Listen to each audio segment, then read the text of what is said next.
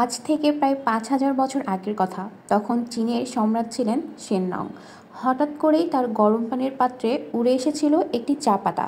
সেই থেকেই পৃথিবীতে চায়ের আবির্ভাব। আর ভারতবর্ষে চা প্রবেশ করে ১৮১৮ সালে। বাংলাদেশে এর উদ্ভব ১৮৫৫ সালের দিকে।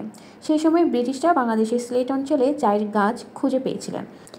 এক সময় চা পান করা হতো শুধুমাত্র চা পাতা দিয়েই, কিন্তু ধীরে ধীরে এর সঙ্গে যুক্ত হতে থাকে মশলা, বদলাতে থাকে রঙও। তবে তন্দুরি চা খেয়েছেন কেউ? তন্দুরে পোড়ানো চা অল্প সময়েই দেশে চা প্রেমীদের মন কেড়ে নিয়েছে এই চা।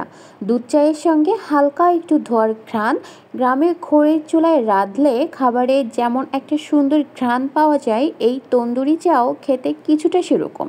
আবার মশলা চা প্রেমীদের ক্ষেত্রেও এ চায়ের স্বাদ মন কেড়ে নেবে নিঃসন্দেহে। একে তো ঘন জাল দেওয়া দুধ, তন্দুরে পোড়ানো ভারী ধোয়া ধোয়া ঘ্রাণ, জিভে জল আসতে তো বাধ্য। তবে তন্দুরি চায়ের ধারণাটি কিন্তু বেশ নতুন। ২০১৮ সালের দিকে ভারতের পুনেতে দুইজন চা বিক্রেতা তন্দুরি চা প্রথম আবিষ্কার করেন। পরে এই চা বানানোর পদ্ধতি ভাইরাল হয়ে পড়ে, দেখাদেখি বাংলাদেশেও চালু হয়ে যায় এরপরই।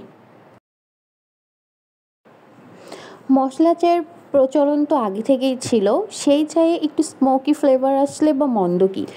ভারতের কুমের সেই দুই তরুণের মাথায় তন্দুরি চায়ের ধারণা আসে তার দাদির কাছ থেকে দেখে।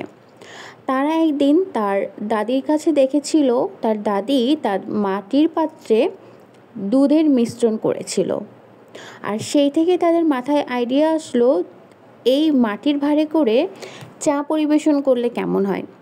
তো যে আইডিয়া সেই অনুযায়ী কাজ, তারপর থেকে তারা মাটির পাত্রে চা পরিবেশন করা শুরু করলো। ভারতে এর প্রচলন হলেও বাংলাদেশে আরও অনেক জায়গাতেই এখন পাওয়া যায় তন্দুরি চা। খুব অল্প সময়ে যে বাংলাদেশে জনপ্রিয় হয়ে উঠেছে এই চা, তার প্রমাণ মিলবে বিকালবেলা স্ট্রিট ফুডের দোকানগুলোতেই। পুরান ঢাকা তন্দুরি চায়ের সবচেয়ে বড় কেন্দ্রবিন্দু হলেও এখন রাজধানী জুড়েই দেখা মেলে এই তন্দুরি চায়ের।